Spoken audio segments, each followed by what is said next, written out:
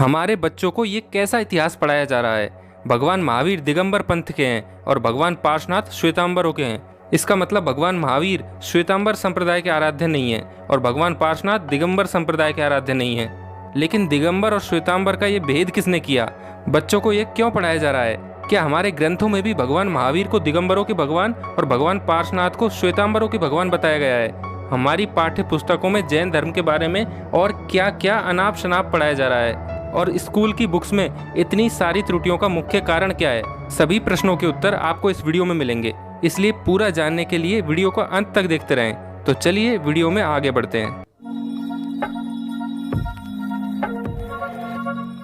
कर्नाटक में बच्चों को पढ़ाया जा रहा है कि 23वें तीर्थंकर भगवान पार्श्वनाथ के अनुयायी श्वेतांबर बन गए व 24वें वे अंतिम तीर्थंकर महावीर स्वामी के अनुयायी दिगंबर बन गए।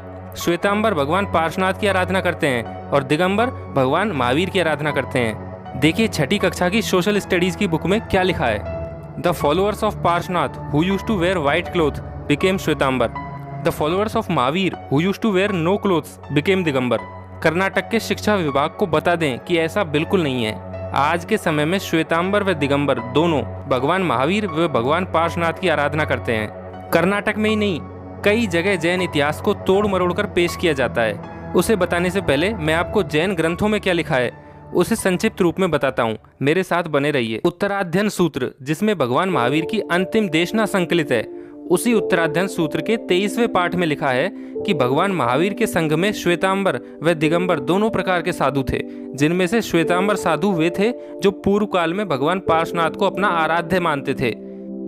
और चूंकि अब भगवान पार्श्वनाथ का निर्वाण हो चुका था और समकालीन तीर्थंकर भगवान महावीर थे, इसलिए वे श्वेतांबर साधु भगवान महावीर के संघ में शामिल हो गए, मर्ज हो गए और भगवान महावीर को अपना आराध्य मानने लगे। जबकि दिगंबर मुनि भगवान महावीर को ही अपना आराध्य मानते थे और उनके संघ में पहले से ही शामिल थे। उत्तराध्ययन सूत्र के अनुसार अंततः भगवान महावीर के समय भी श्वेतांबर व दिगंबर दोनों साधु भगवान महावीर को अपना आराध्य मानने लगे। इसी तरह आज के समय भी दोनों पंथ श्वेतांबर व दिगंबर सभी 24 तीर्थंकरों की आराधना करते हैं और दोनों ही पंथ भगवान महावीर व भगवान पार्श्वनाथ में भेद नहीं करते। मित्रों, कर्नाटक की तरह ही जैन धर्म का इतिहास कई सारी पाठ्य पुस्तकों में गलत बताया जाता है या तोड़ मरोड़ कर बताया जाता है।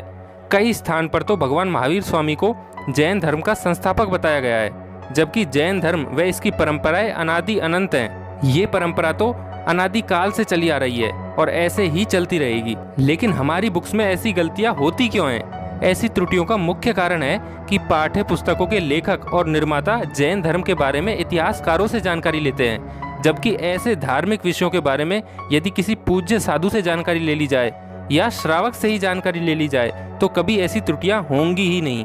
मित्रों, आपसे मुझे एक राय चाहिए। क्या जैन धर्म के इतिहास को ही आधा अधूरा या गलत पढ़ाया जाता है? क्या जैन इतिहास को पढ़ाते समय ही त्रुटियां होती हैं? यदि हाँ, तो सिर्फ जैन धर्म के साथ ही क्यों?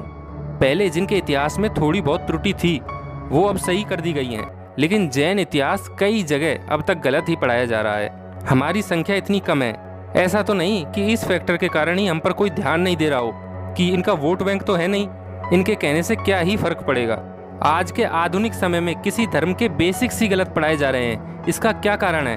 कृपया आपके अनुसार कमेंट करके जरूर बताएं कि आपको ऐसी त्रुटियों का कारण क्या लगता है। साथ ही कर्नाटक के शिक्षा विभाग व हमारे देश के शिक्षा मंत्रालय से निवेदन है कि कर्नाटक बोर्ड की 6th स्टैंडर्ड की सोशल साइंस की बुक व अन्य सभी बुक्स जिनमें जैन धर्म के इतिहास को तोड़ मरोड़ कर पेश किया गया है, उन्हें जैन समाज की राय लेकर त्रुटि मुक्त किया जाए।